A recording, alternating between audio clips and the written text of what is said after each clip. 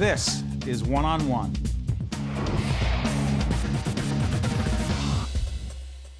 It is my honor, my pleasure to introduce for the first time on One-on-One, A.M. Holmes. Thank you so much for having who me. wrote her first novel at 19 called? Jack. It was a school paper, but you said, can I write a novel? Yes. But the book we're about to talk about today is called May We Be Forgiven.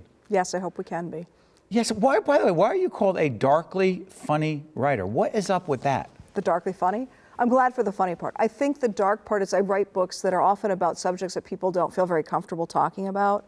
And I try to do it in a way that also makes people laugh so that we can kind of be a little more serious while laughing. So let me get this straight. Subjects people don't want to talk about too often. Like in this book, May We Be Forgiven, Harry and George are brothers. Yes, they are. Harry has been, I believe, he's not close to his brother and somewhat jealous. Is that a good? Yeah, it's a sort of, I would say it's almost like a Cain and Abel, very intense relationship between two brothers, jealousy, competitive, Can I bitter. say, do I screw things up if I say what George did? No, George not at all. murders his wife. Well, he finds that his brother's sleeping with his wife and he murders the wife. Oh, Jesus. It's just, and then, we don't want to give away too much, but can I say that you love talking about families? Yes. Why? Yeah. Well, I think that we all grow up in some sort of a family, and so they're everywhere. They're ubiquitous. My family was perfect. How about yours? Mine was, spotty. I think that families are sort of the root of all the dynamics of what we do, and I also think, we have a lot of expectations about families and expectations of how families are at holidays and who we want to be, and I think that the family is a very sort of a cracked mirror through which we see ourselves. I love these quotes about you. That's why I normally never refer to my notes. How about this? You write about the gap between our public and private lives because allegedly, supposedly, our family lives private. Public. Not necessarily. I think it's the more internal gap between public and private selves. The guy you are at work, the guy you are right now sitting in the chair. I'm the same guy all the time. Versus, who we are when we're in our cars, when we believe ourselves to be alone, and interestingly now also who we are on the internet, and that's sort of the way we create alternate personas to go into chat rooms to do different things, and I think that that's an interesting split that we haven't reconciled. Time out. Anthony Weiner is one person. Right, exactly. He's tweeting. In the book. Right, he's tweeting. Not literally, but. Okay, but then he's a United States congressman. Exactly. On the floor of the House. Exactly. Spouting out about whatever. That's a perfect example of it. I think that really right now we're at a very interesting time kind of culturally where people, on the one hand, feel liberated to be these other people online and don't realize the ways in which it's all of a piece. And what does that fragmentation of the self really mean, and what does it leave us with? And so there's always been that split between how we present ourselves publicly, who we are at the office, who we are with our colleagues, and then who we are in our families and in our marriages. I read a lot about marriage. Why? I think it's an interesting phenomenon. Marriage? Yeah. I think that, you go into a marriage hoping to be sort of the better version of yourself, and you pick somebody you hope will bring that forward, and then over time, you are yourself. And then is there a sense of failure, a sense of disappointment, and how it either grows or doesn't grow? So I always am writing a lot about marriage and children. And, interesting. You don't believe, and in your books, your novels, by the way, you've written for many genres, right? Yeah. Okay. Lots.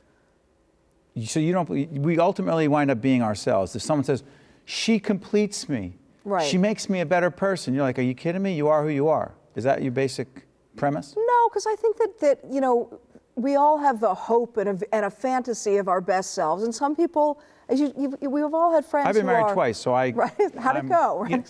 Which time? Well, the first time. Let's go. Well, let's not talk about right, that. Exactly. I was married to a terrific person, but that was then. This is now. Two different people. But I want to believe that I wasn't such a screwball. Yeah. I'm not as much. Meaning, don't we evolve? Well, we hope we evolve, but that's one of the things that's interesting in relationships. And the way, actually, this book talks a lot about the evolution of family. And literally, I'm interested in children and parenting and age. But more importantly, and I think, just to be clear about the book, I really write about what it is to be an American at this point in time and what American culture is like. It's sort of, it's the big American novel, and it's a novel of ideas about who we are. One of the main characters, Harold, is a Richard Nixon scholar, which to me is hysterically funny right then and there. Why is that? Because I think Nixon is a completely fascinating American president. He was a very, in a way, unlikable person, didn't have a lot of friends, and yet he became the president of the United States. And things that he did, like opening relations with China, the resonance of that now, China now owns more U.S. debt than any other country. We didn't just get pandas from China. We got, we get everything from China. So I find I think that the weaving of history and contemporary culture and family life and values and the way that shifts fascinating. So I'm always just trying to make a document of, where we are. And May We Be Forgiven, the title itself. Yes. Make something of that. Well, I'll do my best. I think it's a good book for Yom Kippur or Thanksgiving. That's one of my jokes. You are darkly funny. I'm darkly funny. I think one of the things that to me is very interesting is the notion of forgiveness and the notion of the way we hang on to, good examples within families, feelings of anger. There's always a family narrative, and there's always one relative who doesn't subscribe to that narrative. So we don't talk to Aunt so-and-so anymore because she doesn't believe that your father really blah, blah, blah. Yes.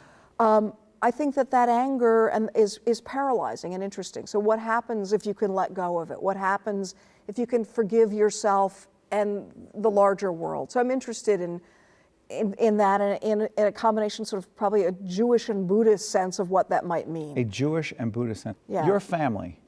Because sometimes Yes. my family will respond and react to some of the things I say on the Yes. air, and I'm not trying to be hurtful. Right. In my writing, Yes. which is not Yeah.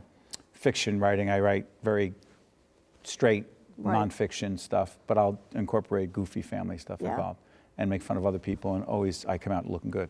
So in all seriousness, sometimes Yeah. my family will say, leave us out of it. Right. You ever get that? Not so much. I mean, I really write fiction. This book is told from a male point of view. I work from my imagination and from the culture. The one book I wrote, a memoir a couple of years ago called The Mistress's Daughter, which was about my having grown up being adopted and being sort of found by my biological parents. My mother, my adoptive mother, said that she was most proud of that book, which to me was slightly irritating because I thought, I've written all these novels. And the memoir was a very difficult book to write. But I think, overall they're proud. And then she'll say things like, I know exactly what that is. Or, because they know things about you. They so know they'll you. know, yes. So they'll know, like, I know that sandwich that you like. Because love it all ends up in there. By the way, the award you won, Yes. plug it. Plug it. The Orange, formerly known as the Orange Prize, it is the only international award for fiction that is given to a woman writer each year. And this year I happened to beat Hilary Mantel, which was terrifying because she's won the Booker, the Costa, all the big awards, and everyone thought she was going to get it. And it was wonderful and scary as all get out. Books are not dead. Books are not dead. You don't Isn't buy that good that to know? crap. You can plug them in. Right? Yes. Yeah. I think there was for a while there's such a big debate about the e-book and the death of the book. I mean, we live in a culture now that tends to be much more visual, much more kind of television dominated, but the book is not dead. And I actually think the e-book is kind of fantastic because you can get a lot of them on one device and then they're great for traveling with. So I like both versions. I don't get in the bathtub with my Kindle. Smart. Yeah. Mind if I plug one more time? Yeah, plug. You don't mind at all. A.M. Holmes, author of the book, May We Be Forgiven. I want to thank you for joining us one-on-one right here at the PAC, the Performing Arts Center. Exactly. First time here, you'll be back again, right? I will be. You promise? Promise. Newark's a great city. Be back right here, one-on-one, at the PAC, right after this. You better come back. I will come back. One-on-One with Steve Adubato at NJPAC has been a production of the Caucus Educational Corporation, celebrating 25 years of broadcast excellence, and by the New Jersey Performing Arts Center, in cooperation with NJTV and 134 WNET. Funding for this edition of One-on-One at NJPAC with Steve Adubato has been provided by the law firm of Gibbons PC, Hackensack University Health Network, New Jersey's credit unions, Cohn Resnick, Fedway Associates Inc., New Jersey Natural Gas, and by Berkeley College. Promotional support provided by the Star Ledger and NJ.com. Transportation provided by Airbrook Limousine, serving the metropolitan New York, New Jersey area.